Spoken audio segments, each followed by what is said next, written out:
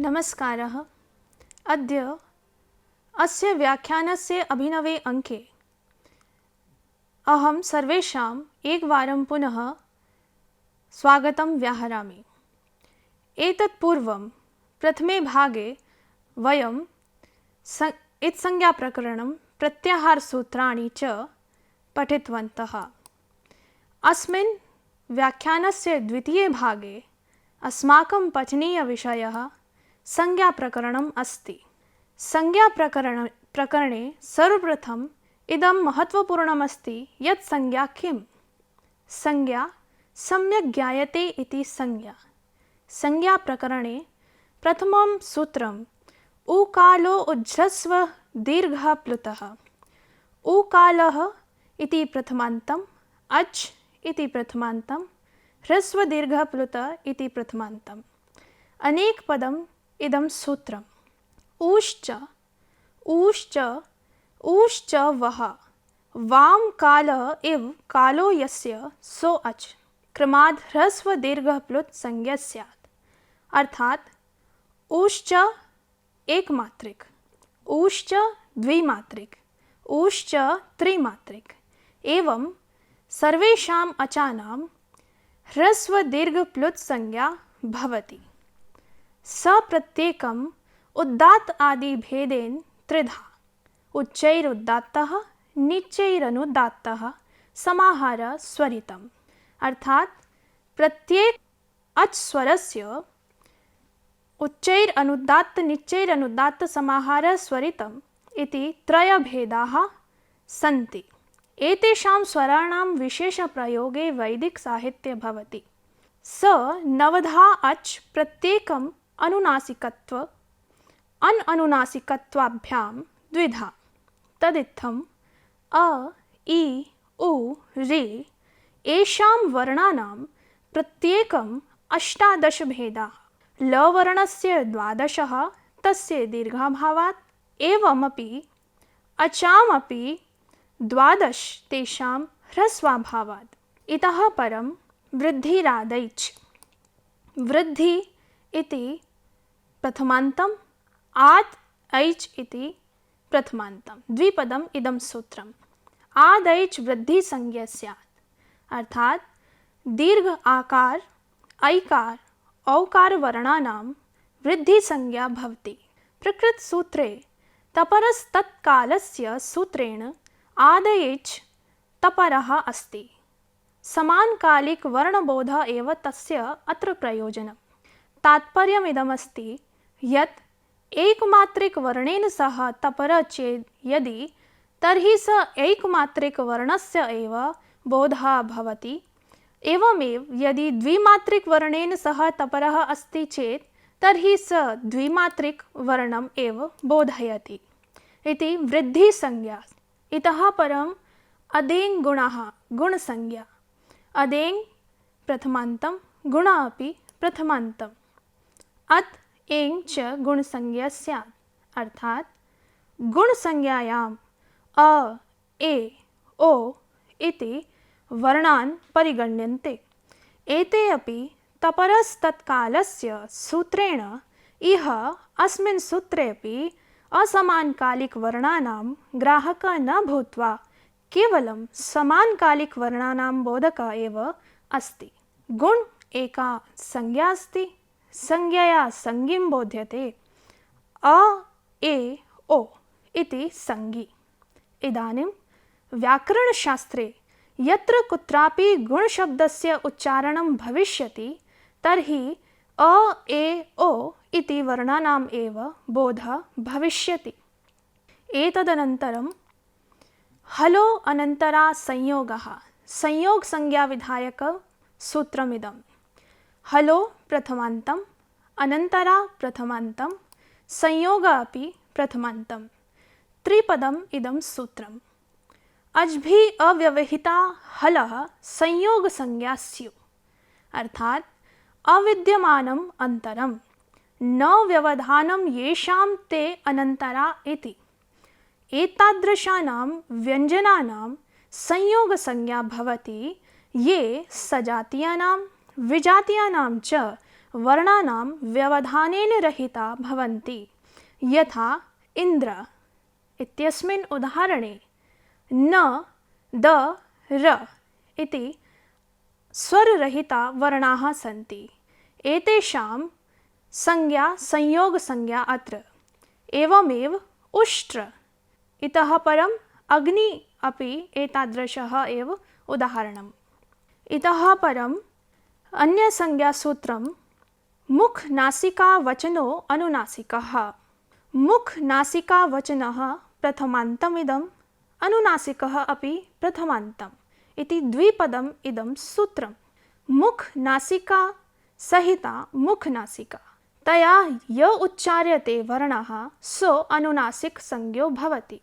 अर्थात् यस्य वर्णस्य उच्चारणं मुख सहिता नासिका सह भवति तर्हि तस्य अनुनासिक संज्ञा भवति।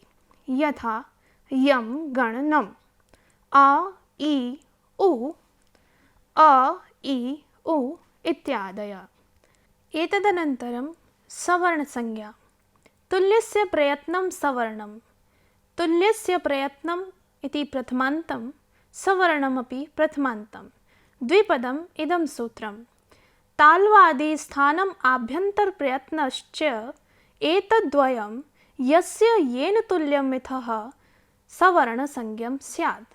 अर्थात् तालु आदिस्थान आभ्यन्तरप्रयत्न च एतद् यस्य वर्णस्य समानं भवति तर्हि तस्य वर्णस्य सवर्णसंज्ञा भविष्यति। रि रि वर्णयोर्मितः सवर्णं वाच्यम् इति वार्तिकम्। वार्तिकानुसारं रि रि वर्णयोरपि सवर्णसंज्ञा स्यात्। अथ स्थानानि कानि सन्ति? एवं महत्वपूर्णं प्रश्नम् अस्ति अत्र। अतः अथ स्थानानि। अकुह विसर्जनीयानां कण्ठः। अ अकारः, कु कवर्गः, क ख ग घ ङ इति ह विसर्गानां च उच्चारणस्थान कण्ठः। एवमेव ईचु यशानां तालु। इ इकारः, चु च वर्ग, च छ ज झ य, य श वर्णानां उच्चारणस्थानं तालु। ऋटुरषाणां मूर्धा इत्यनेन सूत्रेण रि ऋकार, टु टवर्ग, ट ठ ड ढ ण, र श वर्णानाम् उच्चारणस्थानं मूर्धा। ऋतुलसानां दन्ता इत्यनेन सूत्रेण रि ऋकार, तु तवर्ग, त थ द ध न, ल स वर्णानाम् उच्चारणस्थानं दन्तः। उपपदमानीयानाम् औष्ठौ। इतः परं यमगणनानां नासिकाश्च। एवमेव ऐ द्वौ कण्ठतालु, ओ द्वौ तौ कण्ठ औष्ठम्। वकारस्य दन्त औष्ठम्। यदा वयं वकारस्य उच्चारणं कुर्मः तर्हि दन्त औष्ठयोरेव कुर्मः, जिह्वामूलीयस्य। इतः परं नासिका अनुस्वारस्य। अथ प्रयत्नाः। प्रयत्नाः अपि महत्वपूर्णाः सन्ति। यत्नो द्विधा, आभ्यन्तरो बाह्यश्च। आद्य अर्थात् आभ्यन्तर प्रयत्नाः पञ्चधाः। स्पृष्ट, ईषद् स्पृष्ट, ईषद् विवृत्, विवृत्, संवृत् वेदात्। तत्र स्पृष्ट प्रयत्नं स्पर्शानाम् अर्थात् व्यञ्जनानां प्रयत्नं स्पृष्टम् अस्ति। ईषद् स्पृष्टम् अन्तस्थानाम्। अन्तस्थ अर्थात् य र ल व एतेषां वर्णानां प्रयत्न ईषद् स्पृष्टः। ईषद् विवृतम् ऊष्माणाम्। एवमेव ऊष्माणां श श श ह इति वर्णानां प्रयत्नः ईषद् विवृतम्। विवृतं स्वराणां सर्वेषां स्वराणां प्रयत्नं विवृतम् अस्ति। ह्रस्वस्य वर्णस्य प्रयोगे संवृतम् इति। एतदनन्तरं बाह्यप्रयत्नः बाह्यप्रयत्नस्तु एकादशधाः विवार संवारः श्वासो नादो घोषो अघोषः अल्पप्राणो महाप्राणः उदात्तो अनुदात्तः स्वरितश्च इति। खरो विवारः श्वासः अघोषाश्च। अर्थात खर प्रत्याहारे वर्तमानानां वर्णानां बाह्यप्रयत्नः विवारः श्वासः घोषाः सन्ति। हषः संवारः नादः घोषाश्च एवमेव। हष प्रत्याहारेषु परिगणिताः वर्णानां बाह्यप्रयत्नः संवारः नादः घोषाश्च। वर्गाणां प्रथम तृतीय पंचमाः यणश्च अल्पप्राणाः एवमेव वर्गाणां द्वितीय चतुर्थौ शलश्च महाप्राणाः सन्ति। एतदनन्तरम् अचो अन्त्यादि टी इति टी संज्ञा विधायकं सूत्रम् अस्ति। अच् इति षष्ठ्यन्तम्, आदि अन्त्यादि इति प्रथमान्तम्। द्विपदम् इदं सूत्रम्। अचां सन्निविष्टानां यो अन्त्यो अच तदादि शब्दरूपं टी संज्ञं भवति। अर्थात अचां मध्ये यो अन्त्य अच् भवति स यस्य आदौ भवेत् तर्हि सवर्णसमुदायः टी संज्ञकः भवति। यथा अस्मिन् उदाहरणे राजन् अन् इति टी संज्ञकः अस्ति यतः अकारः अन्तिम अचः, अतः अन्तिम अच् सहितं वर्णसमुदायस्य अत्र टी संज्ञा वर्तते। अन् इति टी संज्ञकः। इतः परम् अलो अन्त्यात् पूर्वोक्तः धातौ आदौ वर्णसमुदाये अन्त्यादल् पूर्वो यो वर्णः यो अलेवोपधा संज्ञो भवति। अर्थात वर्णसमुदाये यो अन्त्यवर्णः भवेत् तस्य पूर्ववर्णस्य उपधा संज्ञा भवति। सूत्रे अस्मिन् अलो अन्त्यात् पूर्वोपधा अल षष्ठ्यन्तमत्र अन्त्यात् अपि षष्ठ्यन्तं पूर्व प्रथमान्तम् इति अनेकपदम् इदं सूत्रम्। सूत्रानुसारम् अस्य उदाहरणं पठ् इत्यस्मिन् धातौ पठ् पकारोत्तरवर्ती अकारः अकारस्य अत्र उपधा संज्ञा स्यात्। एवमेव गम धातु गम धातौ गकारस्य उत्तरवर्ती अकारस्य उपधा संज्ञा अत्र भवति।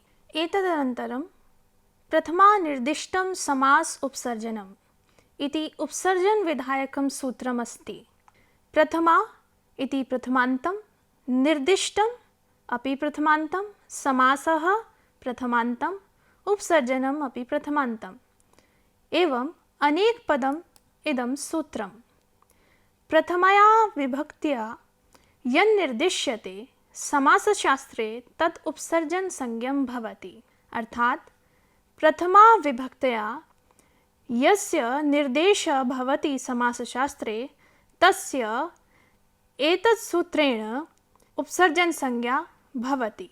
यथा अव्ययीभावसमासे अव्ययीभावसमासे प्रथमो पदः अव्ययः भवति तर्हि अधि धन हरि अधि हरि। एवमेव उप हरि अनु हरि निर्मक्षिकम् इति अनेकानि उदाहरणानि सन्ति। एते सर्वे प्रथमान्तम् अस्ति, अतः एतेषाम् उदाहरणानाम् उपसर्जन संज्ञा अत्र भवति। इतः परम् अन्यसूत्रम् आदिर् अर्थवत् धातुरप्रत्ययं प्रातिपदिकम् इति प्रातिपदिकविधायकम् इदं सूत्रम्। अर्थवत् इति प्रथमान्तं, धातु प्रथमान्तं, अप्रत्यय अपि प्रथमान्तं, प्रातिपदिकमपि प्रथमान्तम् इति अनेकपदम् इदं सूत्रम्। अर्थवत् शब्दरूपं प्रातिपदिकसंज्ञं भवति। अर्थात् सार्थक शब्दरूपम् एव प्रातिपदिकसंज्ञा स्यात्। धातु प्रत्ययो वर्जयित्वा अर्थात् धातु प्रत्ययो उज्झित्वा येषां वर्णानां सार्थकं शब्दः वर्तते तर्हि तस्य सार्थकशब्दस्य प्रातिपदिकसंज्ञा अत्र भवति। अनेन सूत्रेण यथा राम धन सु इत्यस्मिन् उदाहरणे रामशब्द प्रातिपदिकः अस्ति, रमयति इति रामः इत्यनेन। एवमेव हरिधन्सु एतस्मिन् उदाहरणे हरिशब्दः अपि सार्थकः अस्ति, तर्हि अस्य अर्थवत् धातु अप्रत्यय प्रातिपदिकं सूत्रेण प्रातिपदिकसंज्ञा भवति। इतः परं कृत् तद्धित समासाश्च इदं सूत्रम् एकं वार्तिकं सूत्रमस्ति। यत् अवशिष्टं तद् वार्तिकम्। उक्तम् अनुक्तं द्विरुक्तं च वार्तिकम् उच्यते इति कृतः षष्ठ्यन्तं तद्धित प्रथमान्तं समासः अपि प्रथमान्तम् इति बहुपदम् इदं सूत्रम्। कृतः तद्धिताः समासाश्च प्रातिपदिकसंज्ञा भवति। यथा कृ धातुना सह ऋणोल् प्रत्यय इत्यनेन ऋणोल् प्रत्यय कृत् प्रत्यय अस्ति। एतस्मात् कारणात् कारकः शब्दः निष्पन्नः अत्र। कारकः अपि प्रातिपदिक अस्ति, अतः अनेन कारणेन अस्य कृत् तद्धित समासाश्च इत्यनेन सूत्रेण प्रातिपदिकसंज्ञा भवति। इतः परम् एवमेव उपगु धन अण् इत्यनेन उदाहरणेन अण् प्रत्यय तद्धित प्रत्यय अस्ति। उपगोर अपत्यम् इति अस्य अर्थः अस्ति। कः औपगवः उपगोरपत्यम् इति औपगवः इत्यनेन कृत् तद्धित समासाश्च सूत्रेण अस्य उदाहरणस्य अपि प्रातिपदिकसंज्ञा भवति। एवमेव समासस्य एकम् उदाहरणम् अत्र राज्ञः पुरुषः राजपुरुषः। राजपुरुषः अपि सार्थकः शब्दः, अतः अस्य शब्दस्य अपि कृत् तद्धित समासाश्च सूत्रेण प्रातिपदिकसंज्ञा भवति। अत्र अर्थवत् धातुरप्रत्ययं प्रातिपदिकम् इत्यः सूत्रेण अनुवृत्ति वयं कुर्मः। इतः परम् अन्यः सूत्रमपि अस्ति यत् यस्मात् प्रत्ययविधि तद् आदि प्रत्ययाङ्गम् इति अङ्गसंज्ञाविधायकं सूत्रम् उच्यते। यस्मात् पञ्चम्यन्तम् अत्र प्रत्ययविधि अपि प्रथमान्तम् आदि प्रथमान्तं प्रत्यये सप्तम्यन्तम् अङ्गं प्रथमान्तम् इति अनेकपदम् इदं सूत्रम्। यस्मात् प्रत्ययो विधीयते धातोः वा प्रातिपदिकात् वा तद् आदि शब्दरूप प्रत्यये परतो अङ्गसंज्ञं भवति।